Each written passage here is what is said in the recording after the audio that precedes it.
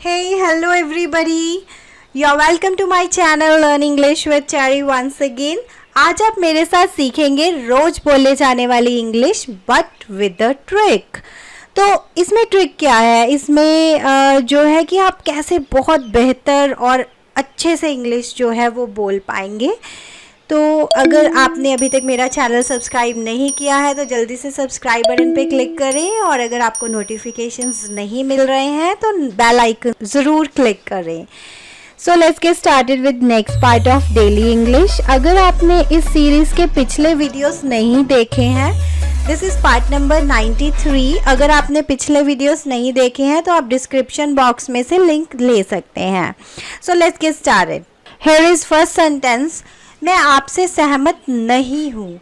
अब जैसे ये सेंटेंस है, सिंपल एक सेंटेंस को आप कितनी तरह से बोल सकते हैं, यही इसमें सबसे बड़ा ट्रिक है। ये नहीं है कि हम हर बार वो ही एक लाइन जो है उसी को यूज़ करते रहे। हम इस चीज़ को कितने तरह से बोल सकते हैं, तो वो है आपके सामने like this, I am afraid I don't agree. जैसे आप किसी को डिसअग्री करते हैं तो आप कह सकते हैं I am afraid I don't agree. And next है I don't think so, means मुझे ऐसा नहीं लगता। तो इस तरह से आप अलग अलग जो है फ्रेजेस यूज़ करके काफ़ी स्मार्ट इंग्लिश बोल सकते हैं। जैसे नेक्स्ट है, जैसे सिंपली आपने इनफॉर्मल वे में कहना है तो हम कहते हैं ओ नो वे, ओ नो वे। नेक्स्ट है आई टोटली डिसअग्री। ये है कि एकदम से सामने वाले को आपने जवाब दे दिया कि नहीं, मुझे तो ये पसंद ही नहीं है, मैं आपके साथ सहमत ही नहीं कर रहा, इस चीज़ पे सहमत ही नहीं हूँ, मैं तो बिल्कुल अग्री नहीं हूँ। आप जब एक ही चीज़ के लिए बहुत सारे सेंटेंसेस यूज़ करते हैं तो इससे आपकी नॉलेज भी इंक्रीज़ होगी और सामने वाले को लगेगा कि आपकी इंग्लिश भी बहुत अच्छी है। एंड नेक्स्ट इज़ मुझे आपकी बहुत याद आ रही है। तो इसको आप कैसे लिखेंगे या बोलेंगे? I miss you so much it hurts. जैसे I miss you so much तो हम लिखते ही हैं, साथ में आप ये भी ऐड कर सकते हैं it hurts. And next is I wish you were here, I wish you were here. And next है I have been thinking of you, I have been thinking of you. ये काफ़ी सारे अच्छे मैसेजेस हैं, आप नोट करके भी रख सकते हैं, इसका स्क्रीनशॉट भी लेके रख सकते हैं ताकि आप इसको नेक्स्ट टाइम यूज़ कर सकें। I can't wait to see you again, I can't wait to see you again. And next है मैं आपकी क्या मदद कर सकता हूँ। जैसे कि आपसे कोई हेल्प मांग रहा है तो आप ऐसे उसको क्या जवाब देंगे? Like how can I help you, how can I help you. Next है what can I do for you, मैं आपके लिए क्या कर सकता हूँ। And what can I help you with, what can I help you with. तो मैं आपकी किस तरह से या कैसे मदद कर सकता हूँ, क्या करके मैं आपकी मदद कर सकता हूँ। एंड नेक्स्ट है सिंपल, जब हम इनफॉर्मल वे से पूछते हैं नीड हेल्प, नीड हेल्प, तब आपको पूरा बोलने की भी ज़रूरत नहीं है डू यू नीड हेल्प, आप सिंपल बोल सकते हैं नीड हेल्प। और मे आई हेल्प यू, ये फॉर्मल हो गया थोड़ा सा। तो इसी तरह से नेक्स्ट है आपके सामने सुधर जाओ। जैसे कोई बच्चे को कहते हैं या किसी को भी हम कहते हैं कि कुछ उसमें नॉटीनेस है या कुछ भी हो सकता है, तो हम कहते हैं सुधर जाओ, hey grow up, grow up.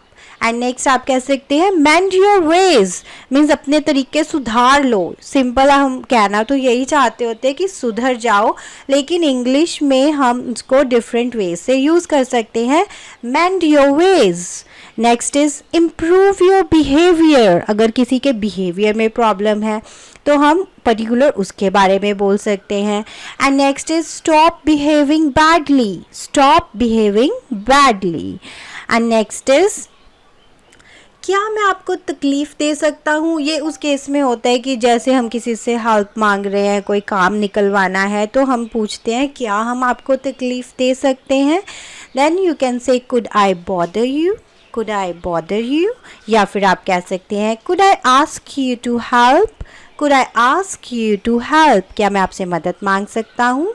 उस केस में मेनली हम यही कहते हैं क्या मैं आपको तकलीफ़ दे सकता हूँ। सब उसका मतलब सिर्फ इतना ही है कि आप किसी से हेल्प मांग रहे हैं सामने वाले से, तो हम आपको किस सिचुएशन में आप उसको किस तरह के जो सेंटेंसेस हैं वो यूज़ कर सकते हैं।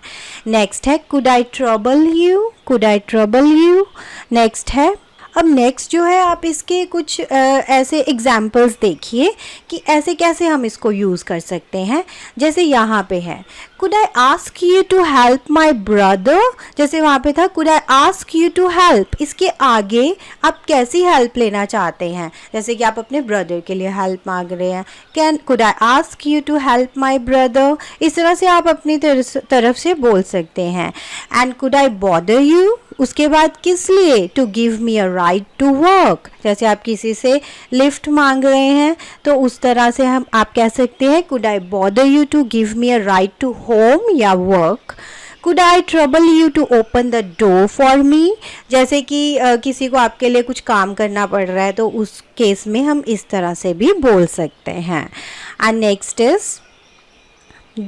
आप आंसर देना चाहते हैं, जी बिल्कुल, अगर आप ऐसे किसी क्वेश्चन का आंसर दे रहे हैं तो आप कहेंगे श्योर, या फिर नो प्रॉब्लम, या फिर I would be glad to help you, जब आपको लगता है कि आप सामने वाले की बहुत दिल से हेल्प करना चाहते हैं।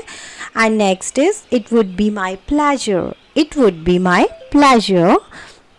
नेक्स्ट है, जैसे कोई चीज़ होती है कि आपस में जुड़ी होती है तो हम कहते हैं कि अटैच्ड है, लेकिन इसके अलावा क्या क्या बोल सकते हैं, इट इज़ अटैच्ड के अलावा आप बोल सकते हैं इट इज़ ग्लूड, ग्लूड तब यूज़ करेंगे जब वो ग्लू से जुड़ी होगी।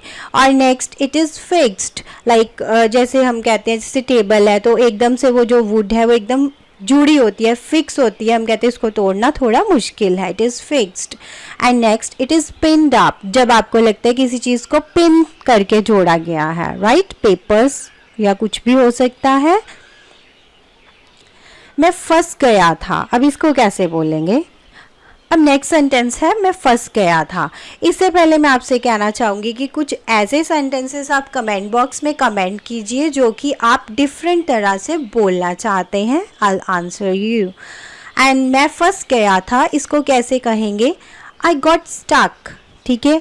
ये हो सकता है कि आप किसी ट्रैफिक में फंस गए या आप किसी सिचुएशन में फंस गए तो आप कह सकते हैं I got stuck. And next है आई वॉज पजल्ड, तो ये भी होता है कि जैसे आप कुछ ऐसा कर रहे थे तो पजल होके आप वहाँ से कोई गेम खेल रहे थे तो आपको निकाल दिया तो हम कहते हैं पजल हो गए थे, मैं फंस गया था at that situation, I was puzzled. And next is I was perplexed, ये पजल्ड कंफ्यूज हो जाना तो उस केस में भी हम कहते हैं I was perplexed. And next is I was clueless, like वही चीज़ हो गई, आप फिर से किसी गेम में थे या कोई ऐसी चीज़ थी जहाँ पे आपको क्लू की ज़रूरत थी उस चीज़ को सॉल्व करने के लिए, लेकिन वहाँ पे आप फंस गए तो हम कहते हैं आई वॉज क्लूलेस।